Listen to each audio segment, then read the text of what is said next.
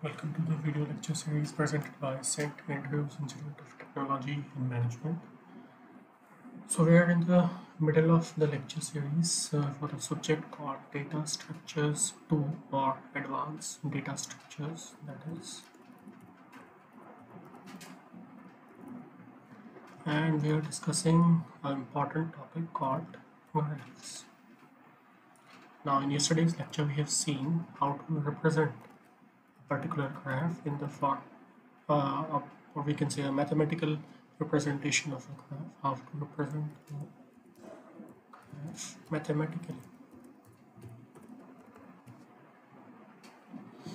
Okay, and one way that we have seen is a matrix that we call as adjacency matrix, I will say that, and we have seen that that particular representation is actually a wasteful representation of your graphs because it is of order n cross n, where n will be the number of nodes or number of vertices in your graph.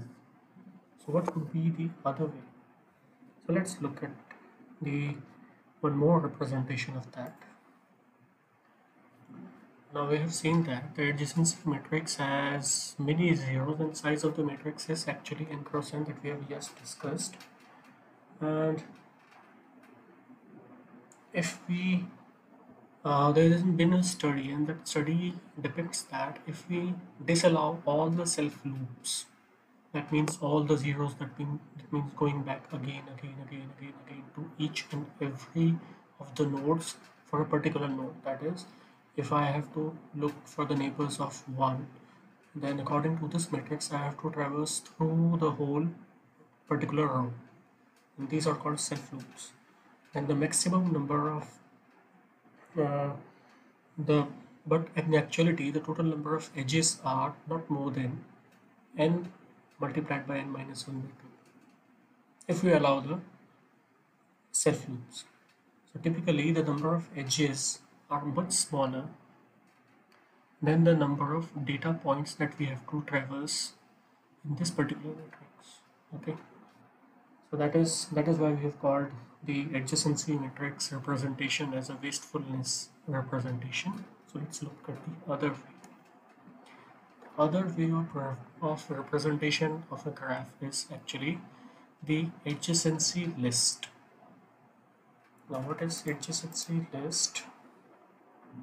For each vertex, maintain a list of its neighbors only. That is, if this particular node called node 1 or vertex 1, we have to make a list for this particular node, and that list will only contain its neighbors, that is the only vertices or the only vertices with which it has a legal or a valid edge or connection. Now for 1 we have 3 legal connections, that is 2, node number 3rd and node number 4th, and that is what we have listed here. So for 1 we have 3 legal neighbors, 2, 3 and 4. For node number 2 we have first one node number 1 and node number 3rd.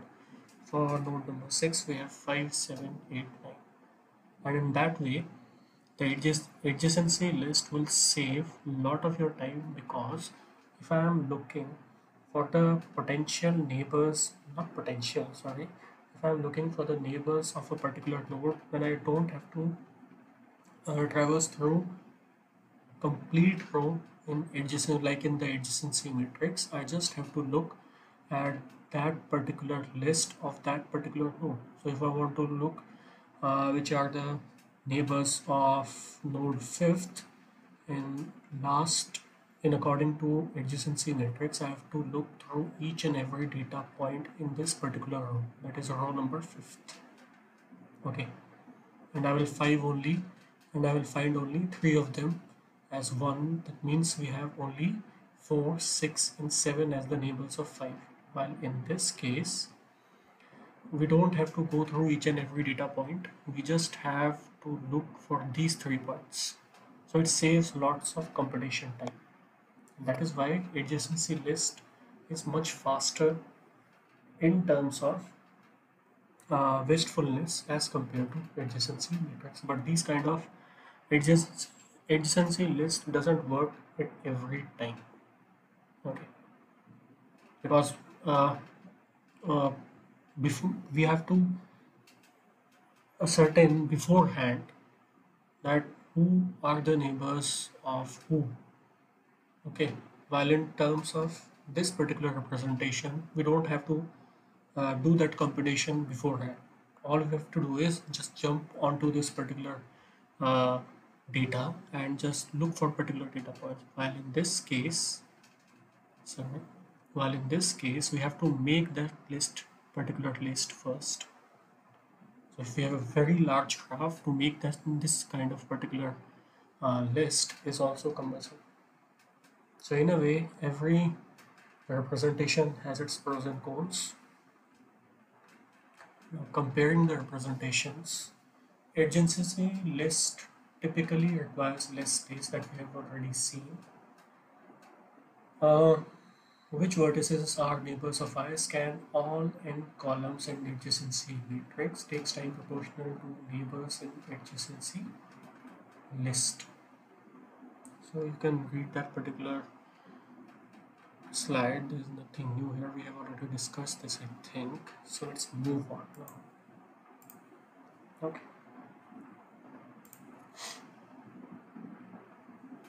Now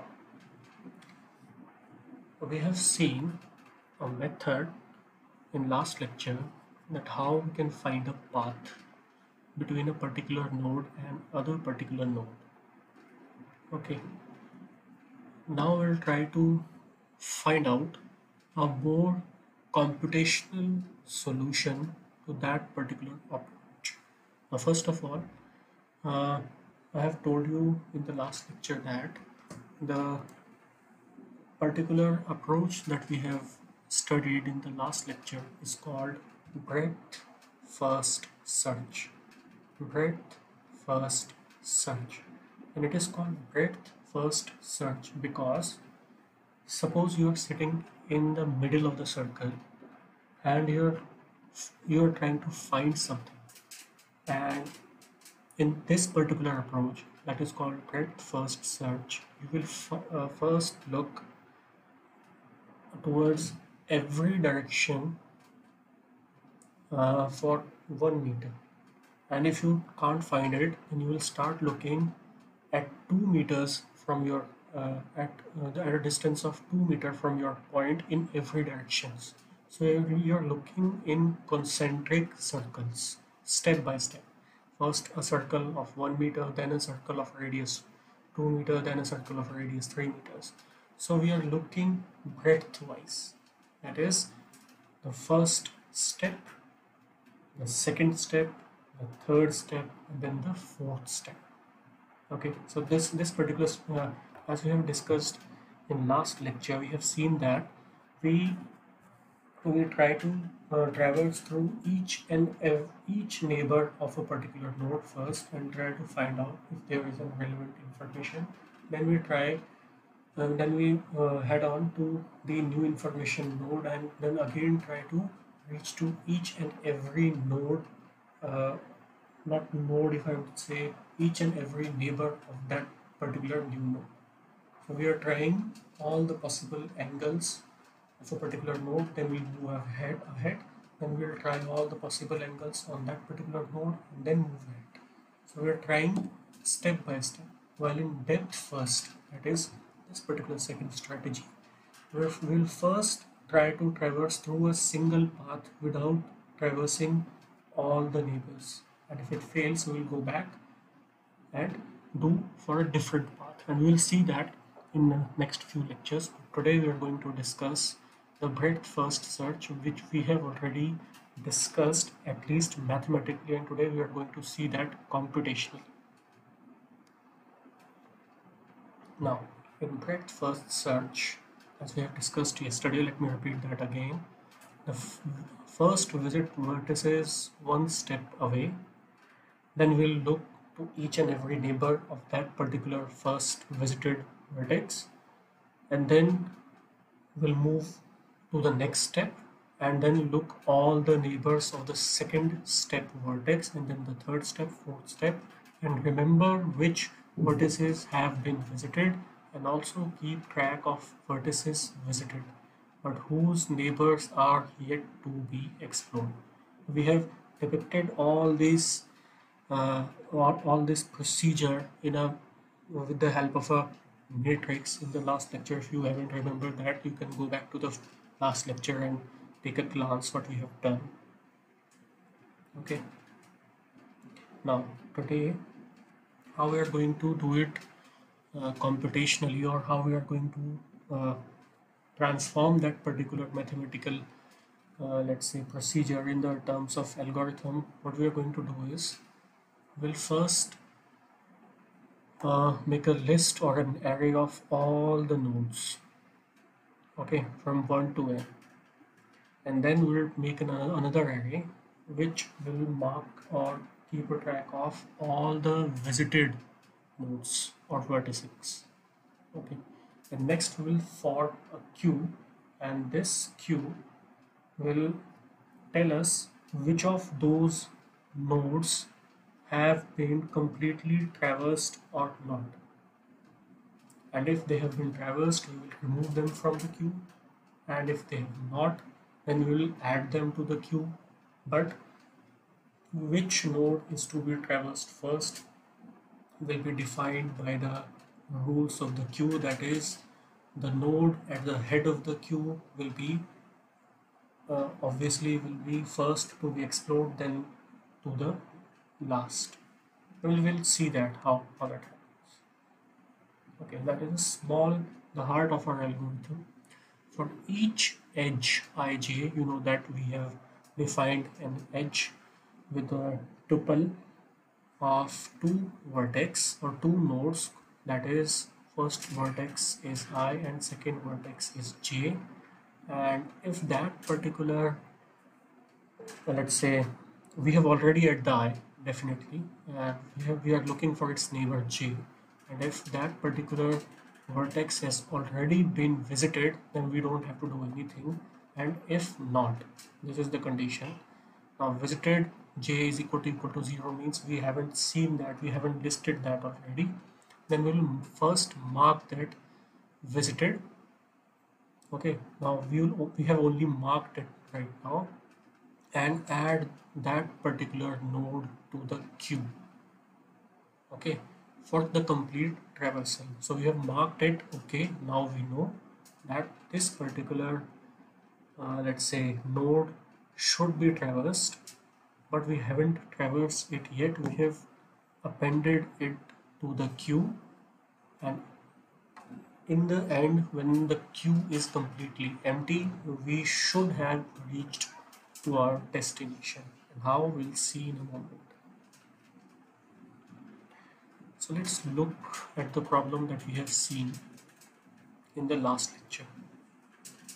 Okay, now we will try to, now this is the array which will maintain to see which of the particular nodes are visited or not, and this particular queue will be filled. That means it will keep track of the nodes which are still pending to be traversed completely. So I'll go to the paint for this. Okay, and let's select this. So first of all, we will add in the queue our first node, that is 1. Just mark my, pardon my writing because I'm writing with a mouse, and I will mark this as visited. Please remember that for a particular, now for this particular loop, first edge will be I comma I. We haven't gone anywhere yet. Now that particular node called visited I is equal to 0 because we have just started. So I marked it as 1 there and added to the queue. Okay, now the queue contains, I will search the queue. At this step I will traverse the elements of the queue until it got completely empty. Okay, now this particular queue, as you know, has one head and one tail. So let this be the tail and let this be the head. Now this head and tail both are at the same place.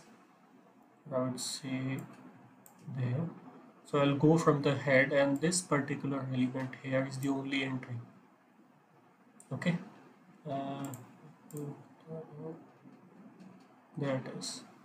I have a head and a tail, so we'll go from the head towards the tail. Must have marked them differently. So move them. Yes. So the head will be here and tail will be here. So we'll go through the head. Now head has only one entry called 1. Now I'll look for all the possible neighbors of 1. That is 2, 3, 4. Now I will mark them as visited first. 2, and I will add it as 2, 3, and I will add it as 3, 4, and add it as 4. Okay, now we have already, now at this point we have traversed first. We have looked at each neighbor of first, so I will remove this particular node. Okay, and also we'll move our head. Okay, so our head is right, sorry, our head is right here now, and our tail is right here now. Okay, now first we will look at the node number 2, because it is at this step the second node is to the head side of the queue and fourth is to the tail side of the queue. Because as you know, first out in the queue, the first in will be 2, second 3 and 4. So we'll look at the second first. So 2 has neighbors called 1 and 3. They have already been 1 and 3, they have already been visited, so no new entry. Let's remove this particular and also remove this, and we have head at this point. Okay, now 3 has the neighbors of 1 and 2. They are already marked as visited, so we'll not do anything and remove it from the queue. So again, let's remove this and our head will move to 4. Now 4 has neighbors of 1 and 5 and 8. Okay, now 1 has already been, let's say, marked as visited. Let's say 4. 5th has new neighbor, so I will list that particular, sorry. First I will remove this 4 because we have not seen it. Let's add this 4, sorry, 5.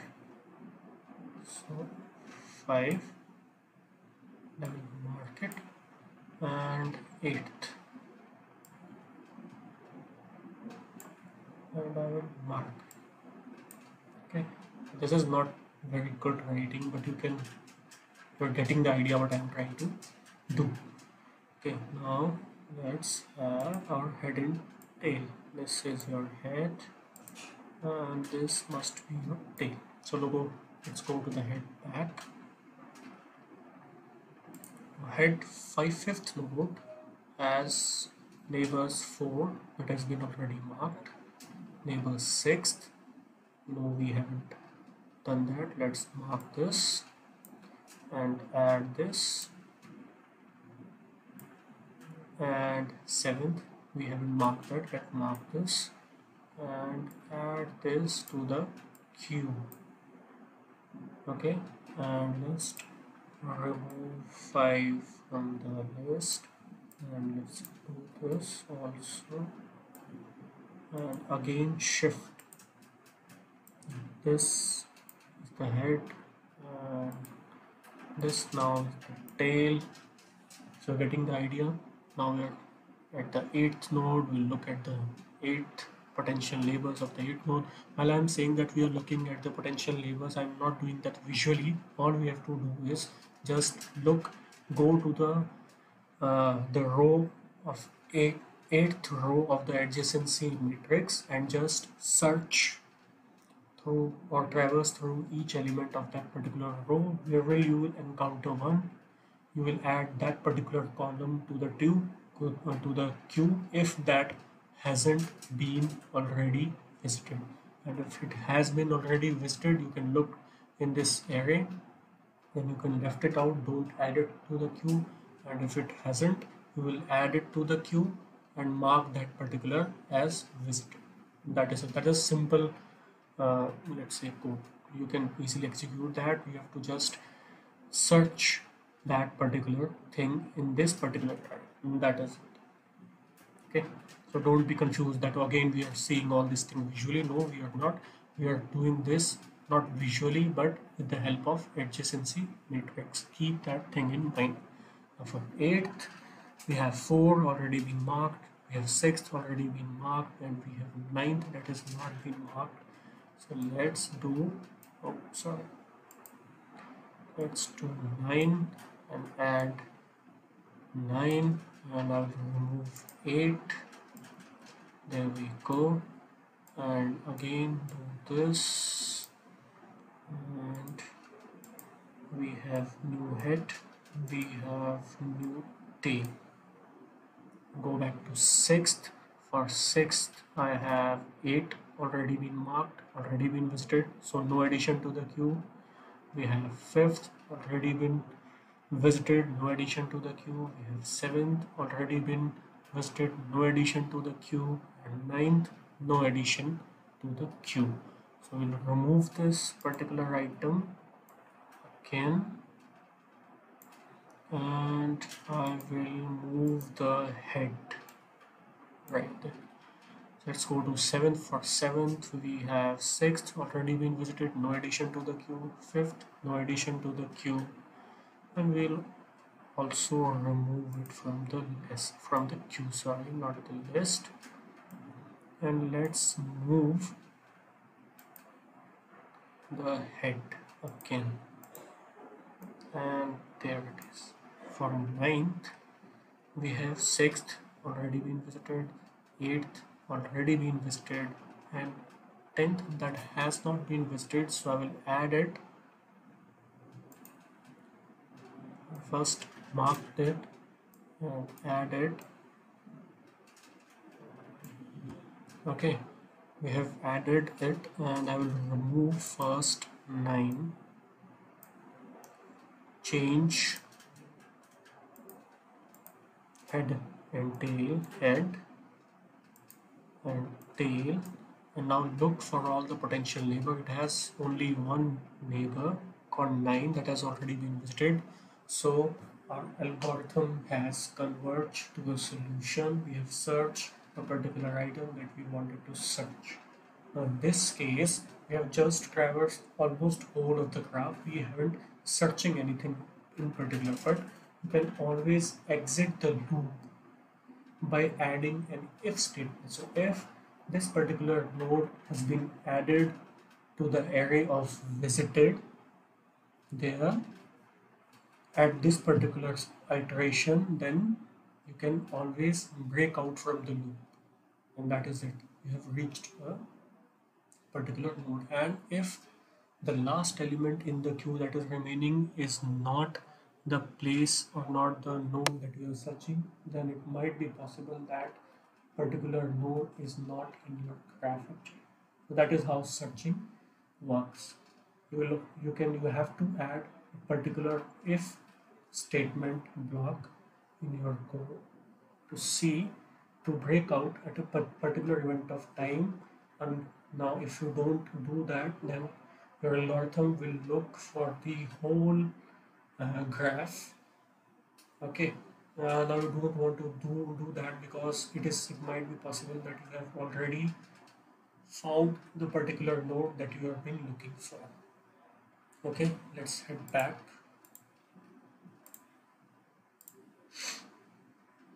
Okay, now these things we have discussed at every point.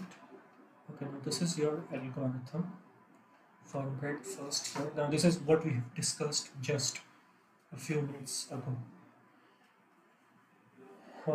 You can always code that in whatever language you want, but this is the basic algorithm. We have initialized an array visited which is initially 0 because we haven't visited anywhere yet, and a queue which is empty. Yes, we haven't added anything yet. For initialization of your algorithm, let's say we'll add the very first element in the very first node from which you want to start to that particular visited array, mark it as 1 and append that particular node to the queue, and then we'll go inside the loop and look for all its neighbors. If those neighbors are there in the visited array marked as 1, then we don't have to add them to the queue, that is append to the queue. Okay, that is being done here. Okay, if visited queue, that is, let's say j is your head of the queue. Now at the beginning, what is at the head of the queue? Your first element. So all the potential combinations of j, k. Now k could be, like in the first case, we have 3 neighbors of first node, that is second, third and fourth. So 1, 2, 1, 3 and 1. If that particular k has been visited already, then we have to do nothing. It will move in the loop because this particular block will only be visited if this condition satisfies. Now this condition will not satisfy because if you have already visited a particular k, then this condition will fail. Now if that particular node has not been visited, then we'll go inside this if block and then we'll mark that particular node as 1 in this particular array which you have seen. This visited as 1, so we'll mark 2 as this if I haven't visited it, and add that particular 2 to the queue, and that is what is happening.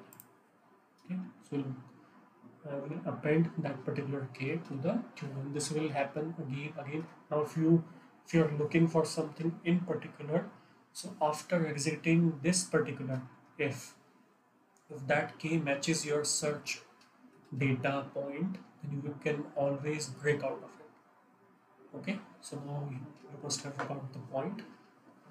What is breadth first search? And just a quick, the complexity of breadth first search, if you are using an adjacency matrix, will always be the big O notation of n square, where n will be the number of nodes or vertices in your graph, because for every time we have to look if that particular thing, if a particular node is a neighbor of if it has a neighbor, how many neighbors it has or not, you have to go through the complete row of that, as we have discussed before. So for n vertices we have to look the n column points. So it means for every one particular row we have to search n data points. For n data points you have to search n cross n data points. So the complexity overall becomes big O notation in scale.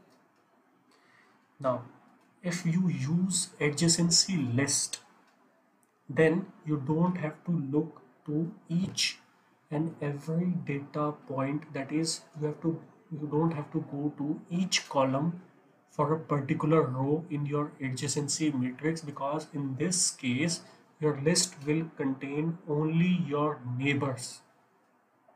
Okay, so in that case the overall complexity decreases to the big O notation, sorry,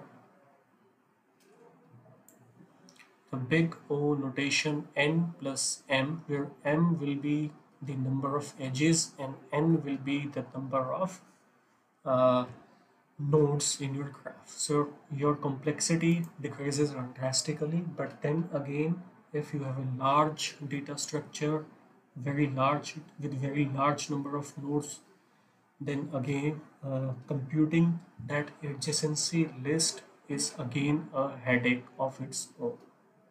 Okay, so I'll end this lecture right here, and in next lecture we'll discuss the depth first search. Thank you.